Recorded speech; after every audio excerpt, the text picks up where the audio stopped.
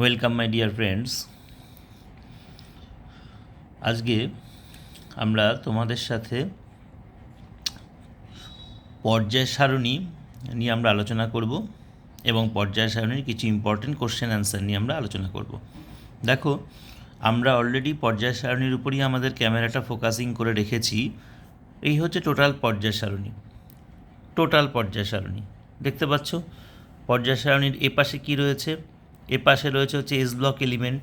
দেখতে পাচ্ছ S block এলিমেন্টের মধ্যে 1 আর 2 নম্বর গ্রুপের মধ্যে পড়ছে হচ্ছে এস ব্লক এলিমেন্ট। ঠিক আছে, এদিকে দেখো 13 থেকে, ভালো করে একটু জুম করে নিই, দেখো 13 থেকে 18 পর্যন্ত পড়ছে হচ্ছে পি ব্লক এলিমেন্ট। মাঝখানে খেয়াল করো, এই এস ব্লক আর এদিকে পি ব্লকের মাঝে রয়েছে হচ্ছে এই 3 থেকে 12 পর্যন্ত রয়েছে হচ্ছে ডি ব্লক এলিমেন্ট। আর দেখো এই ঘরটাতে আর এই ঘরটাতে এখানে কারা আছে একটু জুম ইন করি, দেখো ল্যান্থানাইড মৌল আর অ্যাক্টিনাইড মৌল।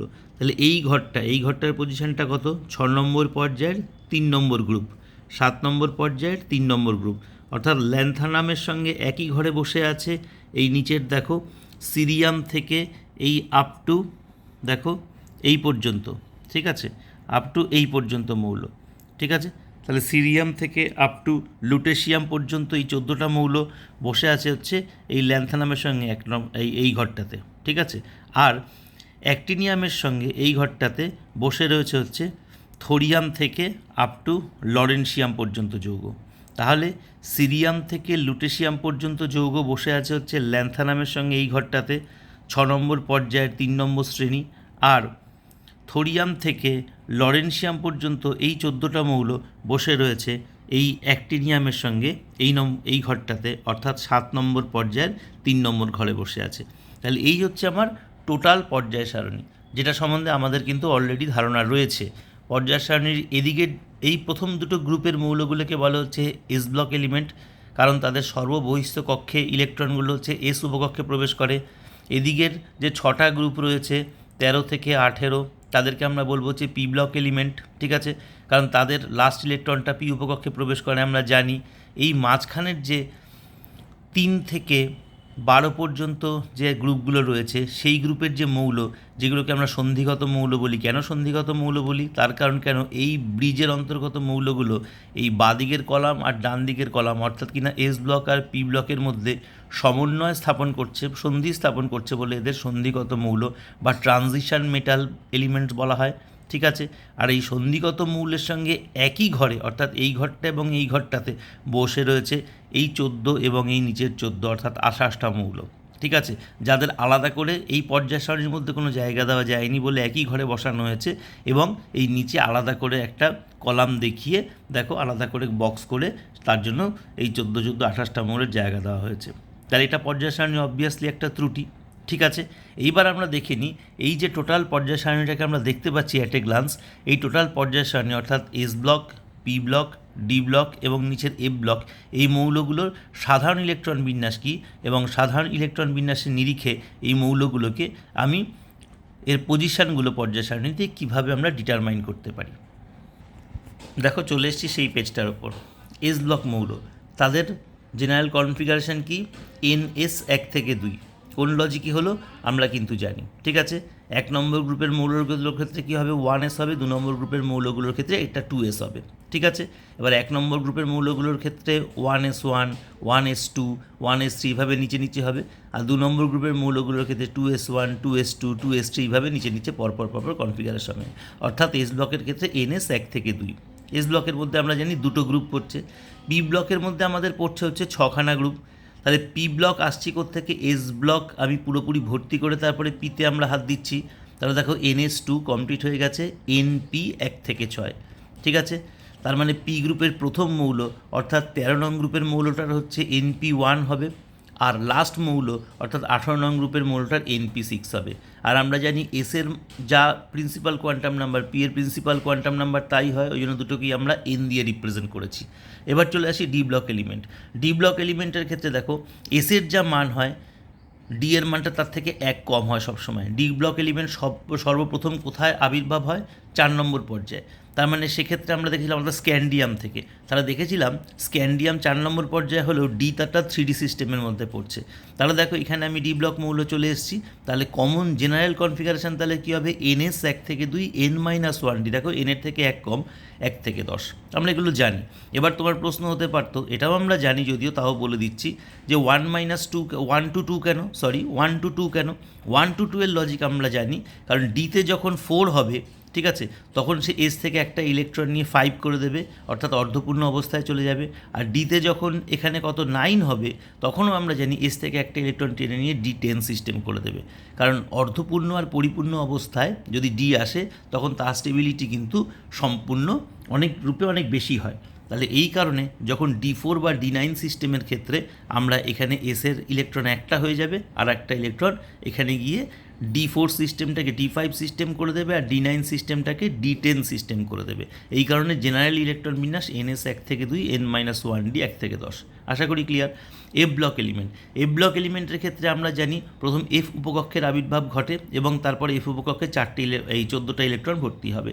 তাহলে NS এর মান তো যা থাকছে তাই থাকছে, নর্মাল যা পর্যায়। 6 নম্বর পর্যায়ে আমরা জানি প্রথম এফ ব্লক মৌলের আবির্ভাব হয়, তাহলে NS2, ঠিক আছে। ডি এর মান পর্যায়ের থেকে 1 কম, তাহলে N-1D 0 থেকে 1, আর N-2F 1 থেকে 14। এবার এখানেও একটা প্রশ্ন আসে, N-1D 0 থেকে 1 কেন? ডিতে একটা ভর্তি করে তারপরেই তো আমি এফে 14টা ভর্তি করব, তাই না? তাহলে এখানে ডিতে 0 থেকে 1 কেন করা হলো? কারণ দেখো এফে মোট কটা বক্স থাকে, এফে মোট 7টা বক্স থাকে, তাই তো? তাহলে যখন F6 সিস্টেম হবে তখন অর্ধপূর্ণ করার জন্য 7 করতে হবে, তাহলে 7 করার জন্য একটা ইলেকট্রন তখন সে ডি থেকে টেনে নেবে, ঠিক আছে? তখন D0F7 হয়ে যাবে। আবার যখন এফে 13 হবে তখন দেখো সে পরিপূর্ণ অর্থাৎ 14 করার জন্য এখান থেকে তখন আরেকটা ইলেকট্রনকে সে টেনে নেবে, ঠিক আছে? এই কারণে N-1D 0 থেকে 1, N-2F 1 থেকে 14 হয়ে গেল, ঠিক আছে? তাহলে আশা করি S-P-D-F ব্লক মৌলগুলির তোমার যে সাধারণ ইলেকট্রন বিন্যাস আছে সেই ব্যাপারটা তোমাদের কাছে ক্লিয়ার হয়ে গেছে, ঠিক আছে? এবার এস আর পি ব্লক মৌলগুলোকে আদর্শ মৌল বলে ওই জন্য আমি একসঙ্গে রেখেছি, আর এটাকে একটু প্যারা চেঞ্জ করে এঁকেছি ডি ব্লক এ ব্লক মৌল, সন্ধিগত মৌল, অভ্যন্তরীণ সন্ধিগত মৌল, ঠিক আছে? আমার লেখার এই কায়দা করে কেন লিখেছি সেটা নিশ্চয়ই তোমরা বুঝতে পেরেছ। এইবার চলো আমরা দেখে নিই কীভাবে পজিশান নির্ণয় করে। দেখো এখানে আমরা এসে গেছি ক্লোরিনের পজিশান বার করছি। ক্লোরিন অবভিয়াসলি একটা পি ব্লক মৌল, তাহলে ক্লোরিনের ফার্স্টে আমি একটা ইলেকট্রন বিন্যাসটা লিখে নিয়েছি, নিয়ন 3s2 3p5, ঠিক আছে? তাহলে n ইজ ইকুয়াল টু কত হলো 3, তাহলে যেহেতু n ইজ ইকুয়াল টু 3 হয়ে গেল, তাহলে পি ব্লক বা এস ব্লক মৌলের ক্ষেত্রে এন এর যা মান সেটাই হচ্ছে তার পর্যায়, তাহলে সর্ববহিস্থ কক্ষের এন এর মান অবভিয়াসলি। তাহলে এখানে সর্ববহিস্থ কক্ষ বা যোজ্যতা কক্ষের এন এর মান কত 3, তাহলে n ইজ ইকুয়াল টু 3 হওয়ায় তাহলে মৌলটি কোন পর্যায়ে অবস্থিত, তৃতীয় পর্যায়ে অবস্থিত, আমরা এখানে কনফার্ম হলাম। আর এস ব্লক বা পি ব্লকের ক্ষেত্রে এস এবং পি উপকক্ষের মোট ইলেকট্রন সংখ্যা আমি যোগ করব, যোগফলটা যা হবে দেখো এখানে যোগফল কত হয়েছে, 7 হয়েছে, ততই আমি লিখব তার গ্রুপ নাম্বার অর্থাৎ 7 এ উপশ্রেণীভুক্ত। এবার তোমার প্রশ্ন হতে পারতো স্যার এ কেন বললেন? কারণ আমি এস ব্লক বা পি ব্লক মৌলগুলোকে আমি সবসময় আদর্শ মৌল বলবো বা প্রতিনিধি মৌল বলবো, সেই কারণে এরা এ উপশ্রেণীভুক্ত হবে, এটুকু শুধু মাথায় রাখো। তার মানে কি হলো বলো, তার যোজ্যতা কক্ষের মোট ইলেকট্রন সংখ্যা কত হলো, 5 + 2 7, তার মানে সেটা 7 নম্বর গ্রুপে অবস্থিত। আর এই উপশ্রেণী কেন করে দিলাম, কারণ সেগুলো হচ্ছে প্রতিনিধি মৌল। এবার দেখো আর একটা এস ব্লক মৌল করি, এটা তো পি ব্লক গেল। এস ব্লক ক্যালসিয়ামের 20, ইলেকট্রন বিন্যাস আমরা জানি আর্গন, তারপরে 4s2, তাহলে n ইজ ইকুয়াল টু 4 হয়, মৌলটি চতুর্থ পর্যায়ে অবস্থিত। আর 4 নম্বর 4s-এর যে ইলেকট্রন সংখ্যা, সেই ইলেকট্রন সংখ্যা কত আমি বলেছি, এস এবং পি ব্লক মৌলের ক্ষেত্রে যোজ্যতা কক্ষের এস এবং পি এর উপকক্ষের ইলেকট্রনগুলোর যোগফল আমাকে নির্ণয় করতে হয়। তাহলে এখানে তো পি এর নেই ইলেকট্রন কোনো, তার মানে শুধুমাত্র 4s-এর 2 ইলেকট্রন, তার মানে এখানে 2 + 0 ইজ ইকুয়াল টু 2, ঠিক আছে? মানে NS আর NPর ইলেকট্রন যোগ করতে হবে, এটা হচ্ছে কথা, ঠিক আছে? যোজ্যতা কক্ষের এস আর পি ব্লক মৌলগুলোর ক্ষেত্রে তাহলে এখানে NS আছে কিন্তু NPতে ইলেকট্রন নেই, তার মানে 2 + 0 ইজ ইকুয়াল টু 2, তাহলে 2 ইলেকট্রন আছে বলে 2 নম্বর গ্রুপে হচ্ছে। আর এ উপশ্রেণীভুক্ত হচ্ছে অবভিয়াসলি, আমি বলেছি এস বা পি ব্লক হলে পরে সেটাকে আমি এ উপশ্রেণীভুক্ত বলে দেবো। আশা করি এই 2 ইলেকট্রন বিন্যাস থেকে আমি তাদের পজিশন কীভাবে বার করেছি সেটা তোমাদের কাছে ক্লিয়ার হলো। অর্থাৎ পিঙ্ক দিয়ে লেখা আছে তার পর্যায় সংখ্যা, আর গ্রিন দিয়ে লেখা আছে তার গ্রুপ সংখ্যা। পিঙ্ক দিয়ে লেখা আছে পর্যায় সংখ্যা, গ্রিন দিয়ে লেখা আছে তার গ্রুপ সংখ্যা। আশা করি সুপার ক্লিয়ার। নেক্সট এবার দেখো একটা এফ ব্লক মৌল কীভাবে তার পজিশন বার করতে হয় দেখে নিই। দেখো এখানে আয়রনের কনফিগারেশন দেওয়া আছে। আয়রন হচ্ছে কত 4:3d6, ঠিক আছে। তার মানে অবভিয়াসলি ডি এর মান তো 1 কম হবে, যা পর্যায় সংখ্যা তার থেকে আমরা বুঝিয়ে দিয়েছি অলরেডি। তাহলে n is equal to n-1 এর মানটা নেব না, n এর মানটা নেব। n ইজ ইকুয়াল টু কত 4, তার মানে চতুর্থ পর্যায়ে অবস্থিত মৌলটা। আমি বলছি n-1 এর মানটা নেব না, n এর মানটা নেব। তাহলে n ইজ ইকুয়াল টু 4 হওয়ায় চতুর্থ পর্যায়ে অবস্থিত, ঠিক আছে। আর ডি ব্লকের কলাম বা শ্রেণী বার করতে গেলে, গ্রুপ বার করতে গেলে কী করতে হয়, এনএস আর n-1d এর মোট ইলেকট্রন সংখ্যা যোগ করবো আমি, সিম্পল। খেয়াল করো, তাহলে এখানে এনএস কত 4s আর n-1d কত 3d, তাহলে দুটো যোগ করলে যোগফল কত হচ্ছে 2 আর 6 8। তাহলে যোগফল যেহেতু 8 হয়ে গেল, তাহলে এই মৌলটা কত নম্বর গ্রুপে অবস্থান করছে, এই মৌলটা 8 নম্বর গ্রুপে অবস্থান করছে। এইখানে একটা প্রশ্ন যেটা অ্যারাইজ করে বারবার, যেটা সমস্যা তৈরি করে স্টুডেন্টদের মধ্যে, সেটা হচ্ছে কি, দেখো এই 8, তার আয়রন হচ্ছে 8 নম্বর গ্রুপে অবস্থিত, কোবাল্ট হচ্ছে 27 ইলেকট্রনিক কনফিগারেশন, মানে D7 হবে, তাহলে যোগফল কত হবে 7 2 9 হবে। আর নিকেলের ক্ষেত্রে এটা কত হবে বলো 8 হবে, D8 সিস্টেম হবে, তাহলে 8 যোগ 2 করলে কত 10 হবে। কিন্তু দেখবে আয়রন, কোবাল্ট আর নিকেল এই তিনটেকে কিন্তু অষ্টম উপশ্রেণীভুক্ত বলা হয়েছে, তাহলে এটা একটা ত্রুটি অবশ্যই, তাই না? তাহলে এটার লজিক কি বলছে ওরা? লজিক বলছে যে এনএস এবং n-1d এর ইলেকট্রন সংখ্যার যোগফল যদি তোমার 8 হয়, যেমন এক্ষেত্রে 8 হয়েছিল, যদি যোগফল 9 হয় এবং যদি যোগফল 10 হয়, দেখো এখানে লেখা আছে 8 9 এবং 10 যদি হয়, তাহলেও কিন্তু সব মৌলগুলোই বলছে একই সঙ্গে 8 নম্বর গ্রুপেই কিন্তু অবস্থান করবে, ঠিক আছে। যেমন আয়রন, কোবাল্ট, নিকেল, ঠিক আছে, এদেরকেও বলছে 8 নম্বর গ্রুপে অবস্থান করবে।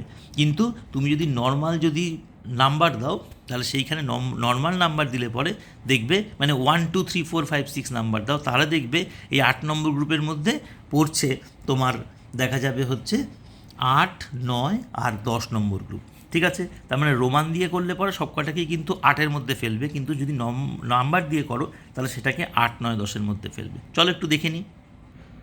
দেখো এই জায়গাটা আমি বলতে চাইছি, দেখতে পেয়েছো? দেখো 8 9 আর 10 তিনটে আলাদা আলাদা গ্রুপ, আয়রন, কোবাল্ট, নিকেল, ঠিক আছে। কিন্তু দেখো তুমি যদি রোমানে করো তাহলে এগুলোকে সব কটাকে কতর মধ্যে ফেলছে, সব কটাকে 8-এর মধ্যে ফেলছে। এবার তুমি বলতে পারতে স্যার এখানে তো 8b আছে, এখানে আমি তোমাদেরকে বলছি তোমরা বিটা বসাবে না, নর্মাল 8 বসাবে, ঠিক আছে। কেন, সেই লজিকটা আমি পরে ক্লিয়ার করছি, ঠিক আছে। তার মানে 8 9 আর 10, তাহলে এই তিনটে গ্রুপকে নিয়ে আমি টোটাল করবো হচ্ছে 8 নম্বর গ্রুপ, যার মধ্যে রয়েছে আয়রন, কোবাল্ট আর নিকেল, ঠিক আছে। কারণ এখানে যে 8b আছে, 8b থাকা মানে তার মানে তোমার অবভিয়াসলি 8a আছে। এবার 18 নং গ্রুপের মৌলগুলোকে ওটা তাহলে হিসাব অনুসারে দেখবে 8 এর মধ্যে পড়ার কথা, কিন্তু 18 নম্বর গ্রুপকে আধুনিককালে ওটাকে 0 গ্রুপ বলা হয়।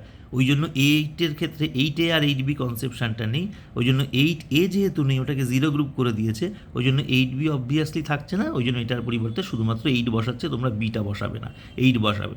তাহলে ক্লিয়ার হলো, 8 9 আর 10 নম্বর গ্রুপকে আমরা 8 নম্বর গ্রুপ বলবো, ঠিক আছে, মানে রোমান দিয়ে করলে পরে, ঠিক আছে। আশা করি ক্লিয়ার এতটা। এবার দেখো শেষের অংশটায় আসি। যদি এই এনএস এবং n-1d উপকক্ষের ইলেকট্রন সংখ্যা যদি 11 এবং 12 হয়, ইলেকট্রন সংখ্যার যোগফল, তাহলে মৌলগুলো কত নম্বর গ্রুপে হবে? তাহলে মৌলগুলো কিন্তু 1b এবং 2b উপশ্রেণীর অন্তর্গত হয়ে যাবে, ঠিক আছে। 1b এবং 2bর উপশ্রেণীর অন্তর্গত হবে। দেখো এইখানে দেখে ভেরিফাই করে নাও, দেখো 8 অবধি হয়ে গেছিলো 10, ঠিক আছে। এবার 11 12, দেখো 1b আর 2b, ঠিক আছে। তার মানে কে রয়েছে, কপার আর জিঙ্ক, ঠিক আছে। আর দেখো যেটা আমি বলছিলাম যে 8b, দেখো ওরা 18 নম্বর গ্রুপের মৌলগুলিকে, এই যে 18 নম্বর গ্রুপের মৌলগুলোকে কী করেছে, 8b করেছে। আমি 8b করবো না, এটাকে আমি 0 গ্রুপ করে দেবো। তাহলে অবভিয়াসলি যখন 8b থাকছে, সরি 8a করছে, এটা 8a, হ্যাঁ একটু ক্যামেরাটাকে জুম ইন করি, দেখো এটাকে ওরা 8b ভুল লিখেছে, দরকার নেই। আমরা এটাকে কি করব, এটাকে 8a হওয়ার কথা, আগে 8a লেখা হতো, কিন্তু এইটাকে বর্তমানে 8ab, কিছুই আমি বিতর্কে যাব না, এটাকে আমি 0 গ্রুপ ধরবো। আর এখানকার 8bটাকে আমি ক্রস করে দিই, এটাকে আমি শুধুমাত্র 8 রাখবো। তার মানে বোঝা গেল এইটা হচ্ছে 8, আর হিসাব অনুসারে এইটা 8a হওয়ার কথা, 8a না হয়ে 18 নম্বর গ্রুপের মৌলগুলোকে আমি বলবো হচ্ছে 0 গ্রুপের মৌল, ক্লিয়ার। আর আমি কি বললাম, এনএস আর n-1d উপকক্ষের ইলেকট্রন সংখ্যা যদি তোমার 11 এবং 12 হয়, তাহলে 11 এবং 12 দেখেছো, তাহলে 11 হলে পরে সেটা 1b আর 12 হলে পরে সেটা 2b, ঠিক আছে। ক্লিয়ার তাহলে এতটা সবার কাছে? ওকে। এবার চলো আমরা এতক্ষণ যে আলোচনা করলাম সেই আলোচনার রেসপেক্টে আমরা একটু চট করে দেখে নিই যে প্রশ্নগুলো আমি তোমাদেরকে ছবি পাঠালাম সেই প্রশ্নগুলোর অ্যান্সারগুলোর লজিকগুলো কি। একটু তাড়াতাড়ি করে চোখ বুলিয়ে নিই, চলো। ভিডিওটা একটু দীর্ঘায়িত হয়ে যাচ্ছে বলে দুঃখিত। দেখো তাহলে কি বলছে, এবিসি তিনটে মৌলের পরমাণু ক্রমাঙ্ক 17, 18 এবং 20। এবিসি এর ইলেকট্রন বিন্যাস লেখো। এবিসি এর মধ্যে কোনটি ধাতু কোনটি অধাতু বলো। আর এ এবং সি এর সমন্বয়ে গঠিত যৌগের সংকেত কী হবে। তাহলে 17 তার কনফিগারেশন আমরা জানি, একটু জুম ইন করি। দেখো 17 তার মানে কত হচ্ছে 1s2 2s2 2p6 3s2 3p5, ঠিক আছে। 18 হলে পরে 3p6 আর 20 হলে পরে এটা কত হয়ে গেল 4s2, ঠিক আছে। তাহলে ইলেকট্রন বিন্যাস হয়ে গেল। তাহলে এদের কোনটি এস ব্লক আর কোনটি পি ব্লক আমরা বুঝতে পারছি। এটা হচ্ছে তোমার কি বলো, এটা হচ্ছে পি ব্লক মৌল, এটাও হচ্ছে পি ব্লক মৌল, আর সিটা হচ্ছে তোমার কি বলো এস ব্লক মৌল, ঠিক আছে। এবার কি বলছে দেখো, এবার তাদের কোনটা ধাতু কোনটা অধাতু বার করতে বলছে। আমরা জানি পি ব্লক মৌল মানে সেটা কোন দিকে থাকে, পি ব্লক মৌল মানে সেটা পর্যায় সারণীর ডান দিকে থাকে, তার মানে এগুলো হচ্ছে অধাতু। পি ব্লক মৌল মানে ডান দিকে থাকে, এটা হচ্ছে অধাতু। এস ব্লক মৌল মানে পর্যায় সারণীর বাঁ দিকে থাকে, এটা হচ্ছে ধাতু, ঠিক আছে। তাহলে আমি এখান থেকে বার করে ফেললাম, হলো। আচ্ছা, এইবার এখানে বলছে যোজ্যতা বার করতে বলেছে। এবার যোজ্যতা বার করার ক্ষেত্রে নিয়ম হচ্ছে এস ব্লক মৌলগুলো যে গ্রুপে থাকে সেটাই হচ্ছে তার যোজ্যতা। তার মানে সি এস ব্লক মৌল, তাহলে কোন গ্রুপে আছে বলো, 2 নম্বর গ্রুপে আছে, তাহলে তার যোজ্যতা হচ্ছে 2, ঠিক আছে। আর যোজ্যতা সংখ্যা আমি বলছি কি, যখন তোমার এই অবধি হয়ে গেল পি ব্লক মৌল, এবার আমাকে এর যোজ্যতা যখন বার করতে হবে। দেখো এর যোজ্যতা কক্ষের ইলেকট্রন সংখ্যা কত হচ্ছে, 3s আর 3p হচ্ছে, 5 আর 2 কত হচ্ছে বলো, 5 আর 2 হচ্ছে 7। এবার যখনই তোমার যোজ্যতা সংখ্যা এরকম হবে, যোজ্যতা কক্ষে ইলেকট্রন সংখ্যা 7 হবে, তখন সেই মৌলগুলোর যোজ্যতা আমি কীভাবে বার করব, সেই মৌলগুলোর যোজ্যতা হচ্ছে 8 মাইনাস ওই মৌলটা কোন গ্রুপে উপস্থিত আছে সেই গ্রুপ সংখ্যা। তাহলে এটা কত নম্বর গ্রুপে উপস্থিত থাকবে বলো, 5 আর 2 7, 7 নম্বর গ্রুপে। তাহলে 8 মাইনাস 7 করলে সংখ্যা হচ্ছে 1, তার মানে এর যোজ্যতা হচ্ছে 1। আর তুমি তোমার প্রশ্ন হতে পারতো স্যার তাহলে বি এর যোজ্যতা কত। বি তো দেখো 0 শ্রেণীতে বসে আছে, 2 আর 6 8, ঠিক আছে। তার মানে হচ্ছে 8a বা 0 শ্রেণীতে বসে আছে। তাহলে 0 শ্রেণীতে থাকা মৌলগুলোর কোনো যোজ্যতা হয় না, যোজ্যতা 0 হয়, ঠিক আছে। তার মানে আমি কি বললাম, এক যোজ্যতা কক্ষের ইলেকট্রন সংখ্যা যদি 1 হয় তাহলে 1 নম্বর হচ্ছে তার যোজ্যতা, 2 হলে 2 নম্বর যোজ্যতা, যদি ইলেকট্রন সংখ্যা সর্ববহিস্থ কক্ষের যদি 3 হয় 3 নম্বর যোজ্যতা, 4 যদি হয় তাহলে 4 নম্বর যোজ্যতা প্রদর্শন করে এস আর পি ব্লক মৌলগুলির ক্ষেত্রে। 4-এর পর থেকে যোজ্যতা সংখ্যা হবে হচ্ছে 8 মাইনাস গ্রুপ সংখ্যা, ঠিক আছে। 4-এর পর থেকে যোজ্যতা হবে হচ্ছে 8 মাইনাস গ্রুপ সংখ্যা। তাহলে আমি এইভাবে কী বার করলাম বলো, আমি কোনটা ধাতু কোনটা অধাতু ঠিক করলাম, আর এ আর সি এর যোজ্যতা কত হচ্ছে বার করলাম। সি এর যোজ্যতা হলো 2, এ এর যোজ্যতা হলে হচ্ছে 1। তাহলে সি আর এ এর দ্বারা গঠিত যৌগের সংকেত কী হবে বলো, এ এর যোজ্যতা ছিল হচ্ছে 1, চলে আসবে সি এর তলায়, আর সি এর যোজ্যতা ছিল হচ্ছে 2, চলে যাবে হচ্ছে এ এর তলায়, তার মানে CA2। বোঝা গেল, সিটা ধাতু বলে আমি আগে লিখছি আর এটা অধাতু বলে আমি পরে লিখছি।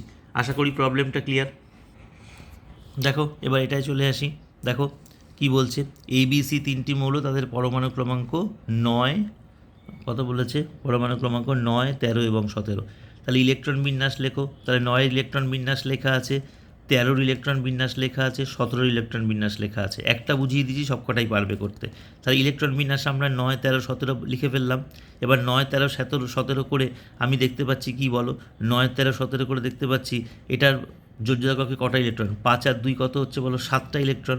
তার মানে এ কোন দিকে আছে, ডান দিকে আছে, ডান দিকে আছে মানে অধাতু। এর কত হচ্ছে 2 আর 1 3টে ইলেকট্রন, মানে খুব বেশি ডান দিকে নেই, ঠিক আছে। তার মানে এটা হয়ে গেল কি বলো ধাতব ক্যারেক্টার। আর এটা কত হলো, আবার এটাও দেখো 3s আর 3p ইলেকট্রন হচ্ছে 5, 2, 7, তার মানে এটাও ডান দিকে রয়েছে, তার মানে এটাও হলো হচ্ছে অধাতু। তাহলে এই দুটো হচ্ছে অধাতু, এটা হচ্ছে ধাতু। বোঝা গেল কি বললাম। তাহলে ইলেকট্রন বিন্যাস লিখলাম, পর্যায় সারণীতে অবস্থান, এর অবস্থান কোথায় হবে বলো, 2 নম্বর পর্যায়ের, আমি শিখিয়ে দিয়েছি একটু আগের ওই আমার হাতে লেখা শিটটা দিয়ে। 2 নম্বর পর্যায়ের 7A উপশ্রেণী, এটার অবস্থান কোথায়, 3 নম্বর পর্যায়ের 2 আর 1 3 যোগফল, তাহলে 3A উপশ্রেণী, এটার অবস্থান কোথায়, 3 নম্বর পর্যায়ের 5 আর 2 7, তার মানে হচ্ছে 7A উপশ্রেণী। তাহলে প্রত্যেকের অবস্থান বার করলাম। এবার কোনটি সর্বাপেক্ষা তড়িৎ ধনাত্মক, কোনটি সর্বাপেক্ষা তড়িৎ ঋণাত্মক। আমরা জানি যারা ডান দিকে থাকে তারা তড়িৎ ঋণাত্মক, আর যে বাঁ দিকে থাকে তারা তড়িৎ ধনাত্মক। তাহলে বি বাঁ দিকে আছে তুলনামূলক, তাহলে বি তড়িৎ ধনাত্মক। এ আর সি দুজনেই ডান দিকে রয়েছে, কারণ দুজনেই তো 7 নম্বর গ্রুপে রয়েছে, তার মানে এটা হচ্ছে তড়িৎ ঋণাত্মক।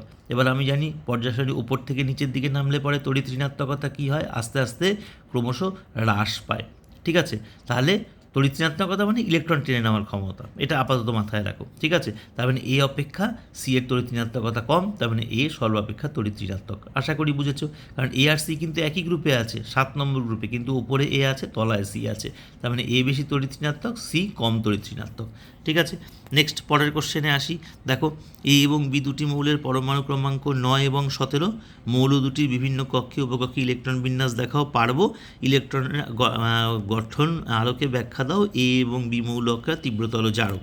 তাহলে দেখো, আমি পরিষ্কার দেখিয়ে দিলাম ইলেকট্রন বিন্যাস 1s2 2s2 2p5, আর এটার ক্ষেত্রে 17 হলে পরে কত হচ্ছে 3s2 3p5। ঠিক আছে, বোঝা গেল কি বললাম? তাহলে তাহলে তাহলে দেখা যাচ্ছে কি, এটা 2 নম্বর পর্যায়ের 7 নম্বর 7-এর এই উপশ্রেণীতে অবস্থান করছে, আর এটা 3 নম্বর পর্যায়ের, ভালো করে দেখবে কেন হচ্ছে, আমি লজিক ক্লিয়ার করে দিয়েছি, 3 নম্বর পর্যায়ের 7-এর এই উপশ্রেণীতে বসে আছে। ঠিক আছে, তাহলে এইবার এটা উপরে আছে, এটা তলায় আছে। এবার উপর থেকে যদি একটা গ্রুপ বরাবর উপর থেকে আমি নিচের দিকে নামি, তাহলে দেখা যাচ্ছে কি বলো, ইলেকট্রনটা যোজিত কক্ষে ইলেকট্রনটা ক্রমশ দূরে চলে যাচ্ছে। তার মানে কি হচ্ছে, সেই ইলেকট্রন ত্যাগ করার প্রবণতা তার বেশি থাকছে।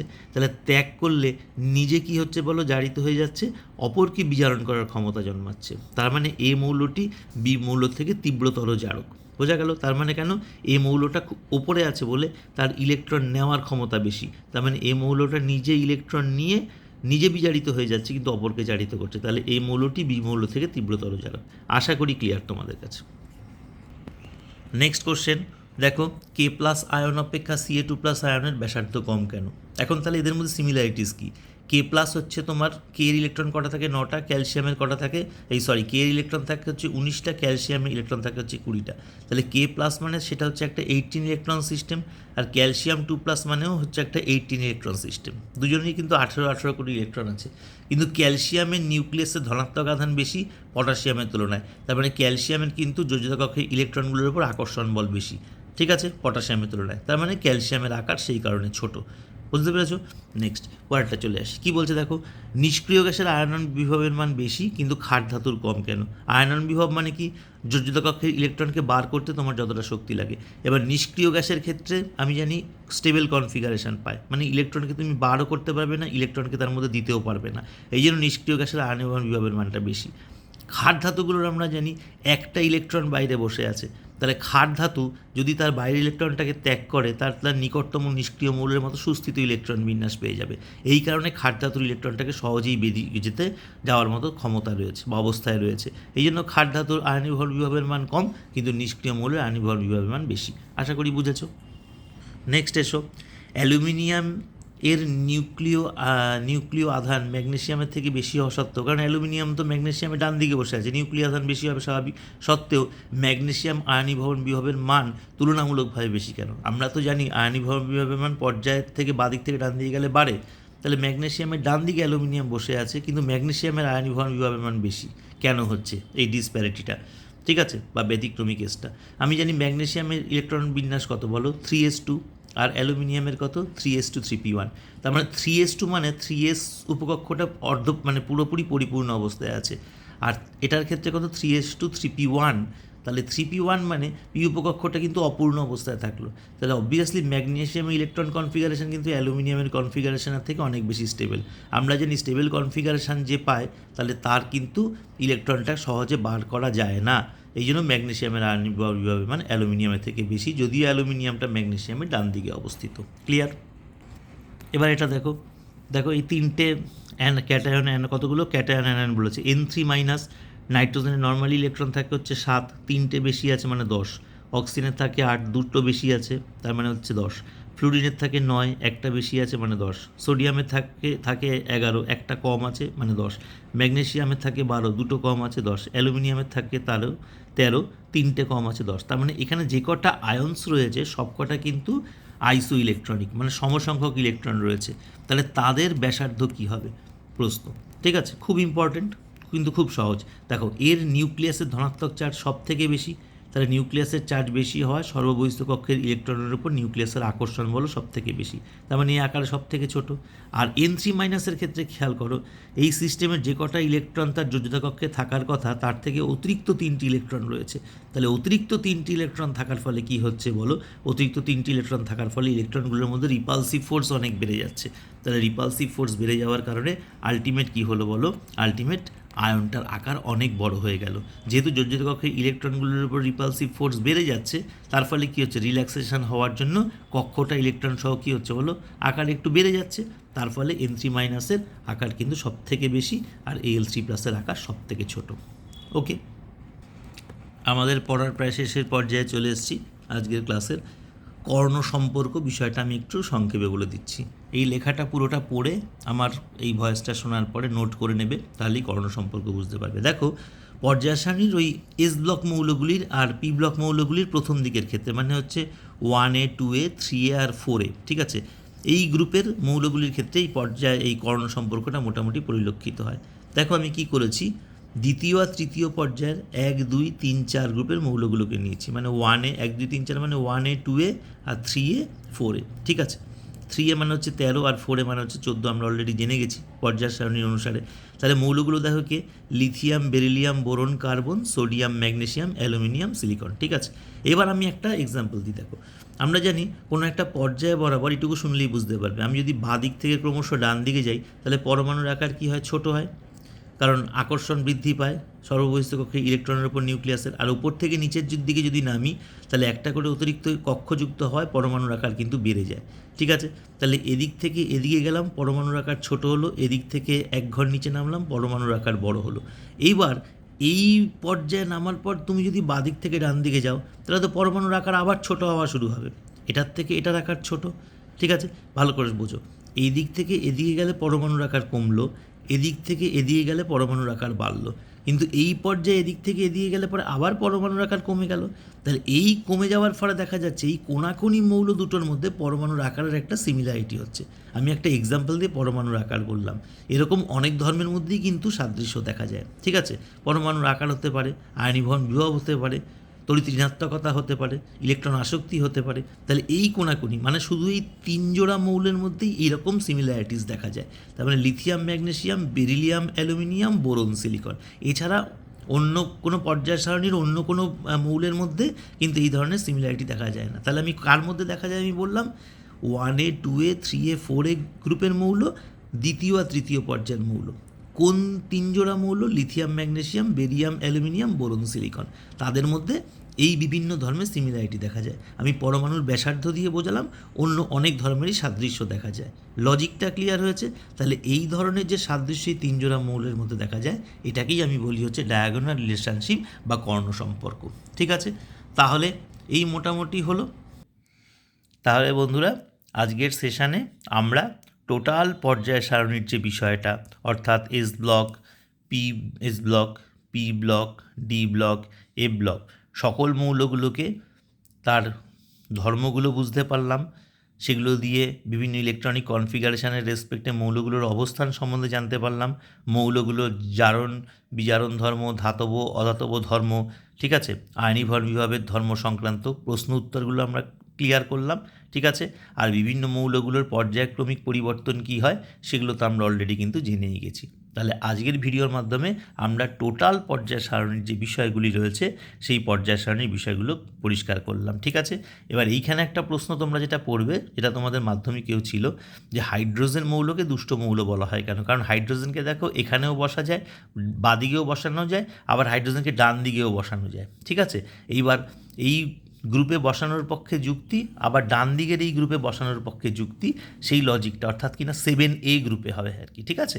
তাহলে 1A গ্রুপে বসানোর পক্ষে যুক্তি আর 7A গ্রুপে বসানোর পক্ষে যুক্তি। 7A মানে হচ্ছে হ্যালোজেনের সঙ্গে গ্রুপটা যেটা আছে আর কি, ঠিক আছে। তাহলে 1 নম্বর পর্যায়ের 1A উপশ্রেণী অথবা 1 নম্বর পর্যায়ের 7A উপশ্রেণীতে বসানোর পক্ষে হাইড্রোজেনকে যুক্তি কী, সেই যুক্তিগুলোর পয়েন্টগুলো একটু পড়ে নেবে। তোমাদের মাধ্যমিকেও ছিল, যেহেতু হাইড্রোজেনের জন্য দুটো ঘরই হাইড্রোজেনকে আমরা বসাতে পারি, ওই জন্য হাইড্রোজেনকে দুষ্ট মৌল বলা হয়, ঠিক আছে। আর টোটাল পর্যায় সারণী অ্যাট এ গ্লান্স আমরা দেখার পর আমরা বুঝতে পারছি টোটাল পর্যায় সারণী সম্বন্ধে আমার সঠিক ধারণা আমাদের মধ্যে ক্লিয়ার হয়েছে আশা রাখছি। আর পর্যায় সারণীর যে দুটো কয়েকটা ডিসপ্যারিটিস রয়েছে, যেমন এফ ব্লকের ক্ষেত্রে, তারপর এদিকে যে সবকটা এই মৌলগুলোর জন্য সবকটাকে 8 নম্বর শ্রেণী দেওয়া হয়েছে সেটার ক্ষেত্রে, সেইগুলো আমাদের কাছে টোটাল ক্লিয়ার হলো। আশা করি পুরো বিষয়টা আমাদের কাছে সুপার ক্লিয়ার। খুব ভালো করে একটু ভিডিওটা বড় হয়েছে, মন দিয়ে শোনো, মন দিয়ে দেখো। যদি কোনো কোয়ারিজ থাকে আমাকে তাহলে তোমরা করো, আমি সেটা ক্লিয়ার করে দেবো। আশা করি পর্যায় সারণী নিয়ে এই ভিডিওটা দেখার পর আর তোমাদের কোনো কনফিউশন থাকবে না। সকলে ভালো থাকো, সকলের জন্য অনেক অনেক শুভেচ্ছা এবং অভিনন্দন।